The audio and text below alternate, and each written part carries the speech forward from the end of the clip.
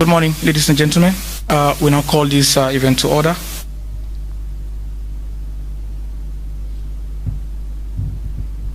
Madam Secretary General of the Commonwealth, the Right Honorable Patricia Scotland QC, Acting Minister of Foreign Affairs, Madam Amadi Gobe Kamara,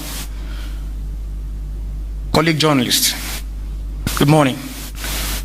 We are here for a very brief press conference, and at this stage I now hand you over to Madam Secretary General of the Commonwealth. Thank you very much, ma'am. Well, firstly, ladies and gentlemen, thank you for coming this morning. I am very honoured to be in the presence of your Deputy Foreign Minister, who has been so gracious as to receive me and to share with me many of the aspirations and achievements of your wonderful country here in Sierra Leone. This is my first official visit to Sierra Leone, and I've been looking forward to attending for many years. This visit enables me to explore with the honourable ministers from a number of different departments and to speak with and have the honour of speaking with His Excellency the President. The Commonwealth has been committed to working with and for Sierra Leone since Sierra Leone joined our family. And it is of great importance to us that the work we've done on governance and peace, the work we've done on trade, young people, women, and the opportunities for us to work together on climate change, all of these issues have been of key importance, and I take this opportunity to commend the work that has been undertaken by the Sierra Leone government, not least in relation to health and the active participation to challenge and overcome the difficulties that have been faced by us all in relation to COVID-19. Because tragically Sierra Leone has had to battle with Ebola, you were very well informed as to how to mount the challenge against COVID. And I want to take this opportunity to commend you, Madam Minister, for the stalwart work that your government has done, but also for the work that you've done in relation to human rights, the abolishment of the death penalty, and many of the other steps that Sierra Leone has taken in order to fulfill the objectives which are contained in our charter. The charter has 16 clauses which reflect the Commonwealth's values, but those values are mirrored by the Sustainable Development Goals, the 17 Sustainable Development Goals. The charter was entered into in 2013 and the SDGs in 2015. And I take this opportunity to commend what Sierra Leone is doing and continues to do as one of the most climatically vulnerable countries in the world, who contributed little, if anything, to this climate crisis, but who have suffered so much from it. So I commend you for those works too, and I've pledged that we in the Commonwealth will do everything we can through the use of our technical assistance, the creation of our implementation toolkits, all of which will be made available to Sierra Leone. And I particularly want to thank Sierra Leone for the gift of the Sierra Leoneans who are working with us now to work on financial risk management, because through that hard work we have been able to not only help Sierra Leone but many other countries. You will all know that the Commonwealth has 54 countries, that's 2.5 billion people are represented in our Commonwealth, 60% of whom are under the age of 30. So with those opening words, I'm going to invite the Honourable Deputy Foreign Minister to add her words in relation to the things that we've done together. So over to you, Madam Foreign Minister. Thank you very much. Thank you very much, Your Excellency, Madam SG, distinguished colleagues of the media. You've heard from the Secretary General of the Commonwealth. She came in last weekend, and she has been able to meet with various ministries or ministers, Minister of Gender, Minister of Education, Minister of Health, and a host of others. So they've had good discussions about partnerships. There's a lot that's been done between Commonwealth and Sierra Leone in various sectors, and there's a need for more to be done as we continue to forge ahead with our partnership.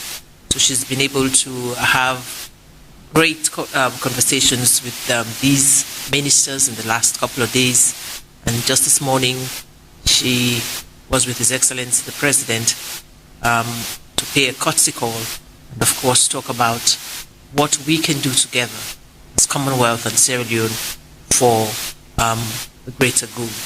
So again, she's here this morning to answer questions from you, members of the Fourth Estate.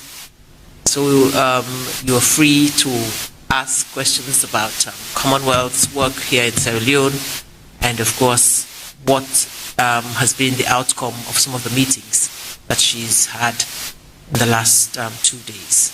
So I thank you very much, Madam SG, and just continue to emphasize, because of course you've heard from the various players that you met this morning, and also His Excellency the President.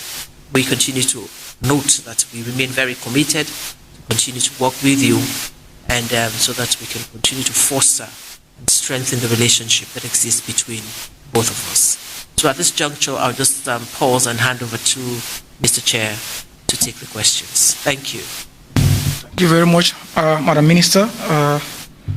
We are going to open the floor to questions, and we only entertain 4 questions because she is on her way out of the country. So I ask that we keep it short and straight to the point. 4 questions.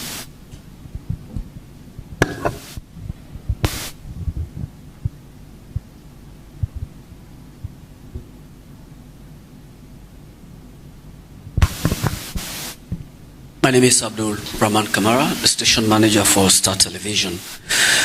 Madam Secretary General, you may want to reiterate on the importance of the formation of the Secretariat Enterprise Risk Management of the Commonwealth.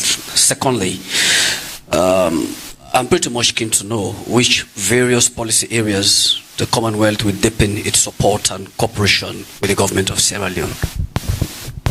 So I'll take the second question so that we take that as the first round of questions.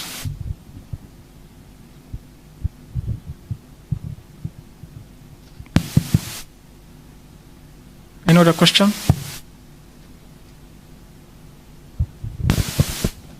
Okay, in the absence of any other question, Madam Secretary General, the floor is yours. Thank you. You'll know that Sierra Leone has its own national development plan. In that national development plan, Sierra Leone has set out how she will seek to deliver on the 17 Sustainable Development Goals. The issues that Sierra Leone are facing are in many ways very similar to those which are being faced by the other 54 countries.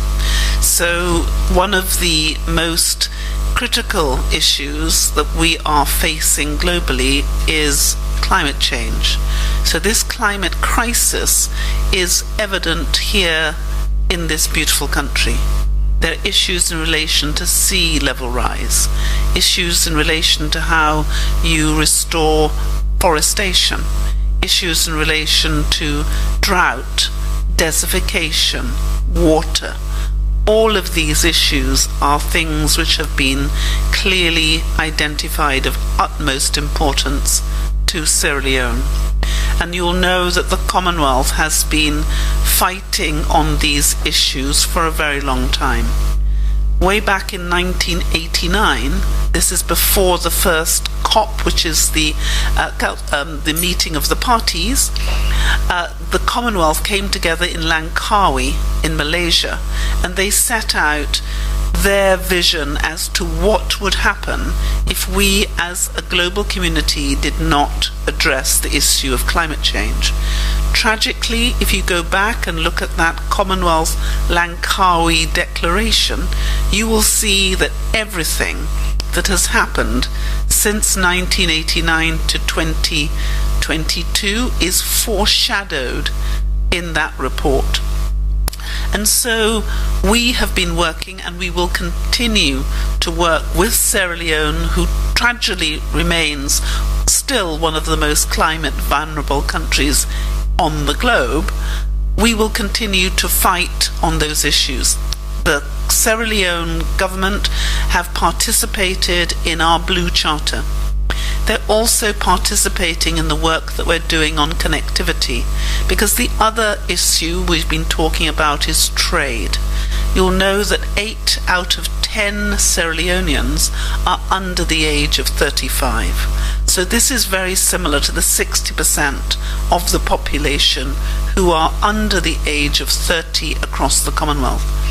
Our young people are our lifeblood, and therefore Sierra Leone is focusing on how to tap into the brilliance of those young people and enable them to have an opportunity to explore their talents.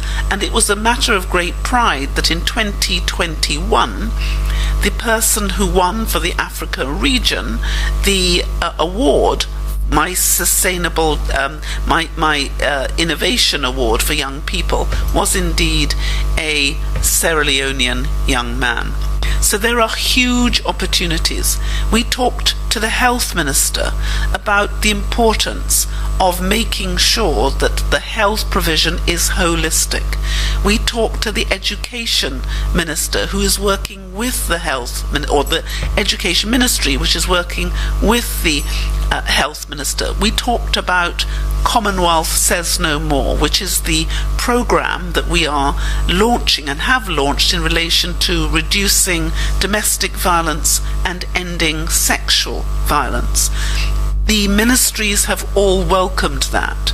I have applauded the work that the gender ministry is doing now to mainstream, and we know that in a couple of months' time there will be really groundbreaking new legislation to deliver gender equality.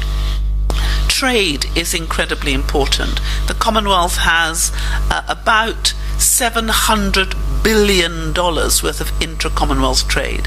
So we've spoken and we're working with Sierra Leone on those issues.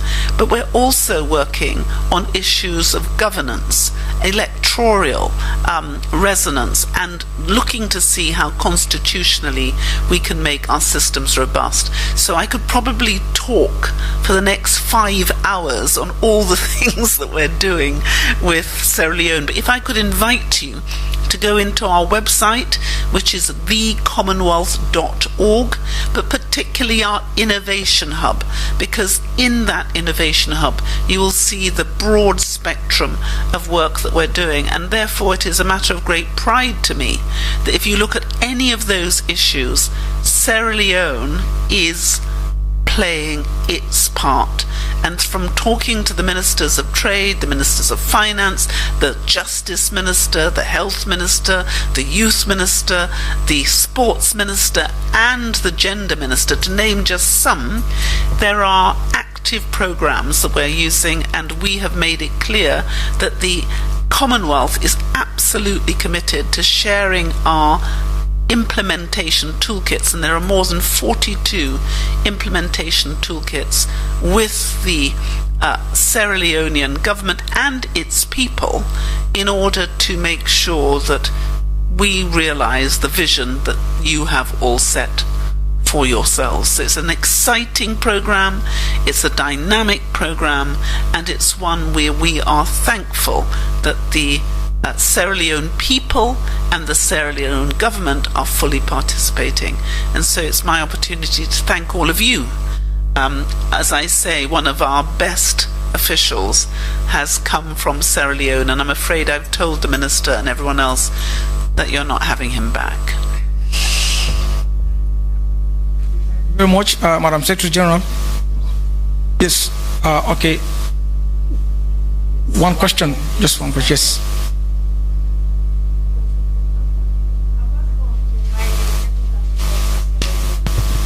To help mitigate the effects of climate change? Well, we are creating, and we have created, a Commonwealth Climate Finance Access Hub. And by using the collective power of the Commonwealth, we're helping our member states to make successful applications to the Green Fund and other funds to obtain money for adaptation. So far, we have, with only £1.5 million, been able to create the Commonwealth Climate Finance Access Hub and put in place a number of finance climate advisors in our countries. What the advisors do is they go into country, they train the officials, they build capacity, they help our member states to make applications to get money.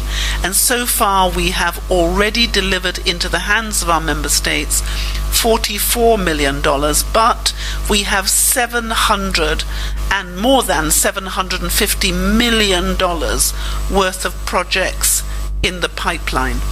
This is critically important because 71% of those projects are adaptation, and we know that we have to adapt to climate change as well as to mitigate. So we're looking at that, but we've also created a climate disaster risk financial hub, which will help our member states to know where else they can get money and how they can better prepare. In addition, we are working on creating a universal vulnerability index. As you know, at the moment, the way in which the multilateral agencies give ODA, which is development assistance, overseas development assistance, is by looking at GDP. The GDP is the sole criterion by which we currently have to work, but we know it doesn't work that way.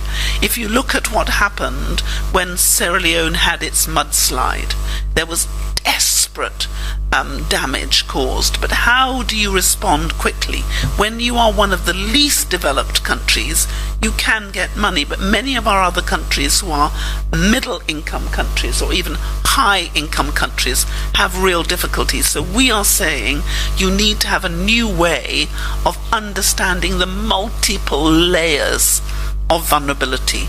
So if you look at Sierra Leone has been made vulnerable as a result of Ebola, as a result of what's just happened in COVID, but as a result of climate change, as a result of the poverty levels. There are a whole series of elements, but many of them are what we call exogenous shocks coming from outside over which you have no control. So we're working on the Universal Vulnerability Index to help our countries argue better that the multiplicity of vulnerabilities need to be taken into account when we make applications. So there is a lot for us to do, and in every area. That's why I'm suggesting and inviting you to look at our website. You'll be able to see the plethora of work that we're doing. So for example, we've created a COVID-19 resource centre, and your health minister will be joining with the other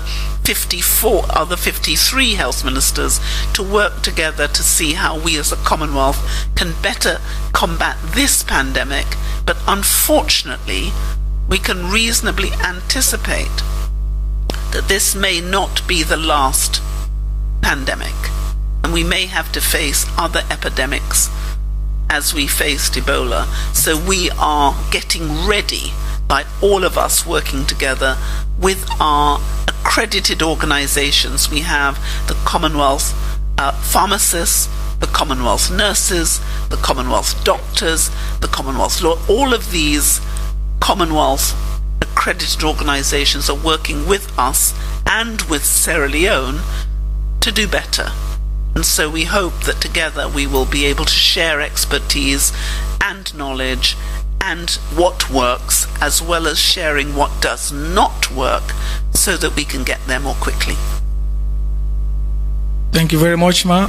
We understand that you're on your way out of the country, and so to members of the press, thank you very much for coming. We really appreciate you, and but we ask that you will remain seated to let Madam Secretary General of the Commonwealth and then the Acting Minister of Foreign Affairs leave together with their entourage and other dignitaries here.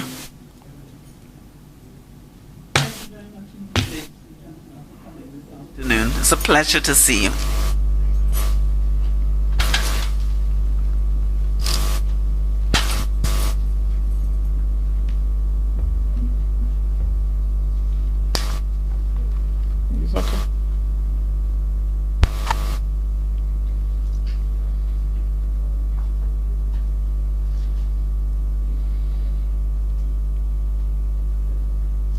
Okay, colleagues, thank you so much again.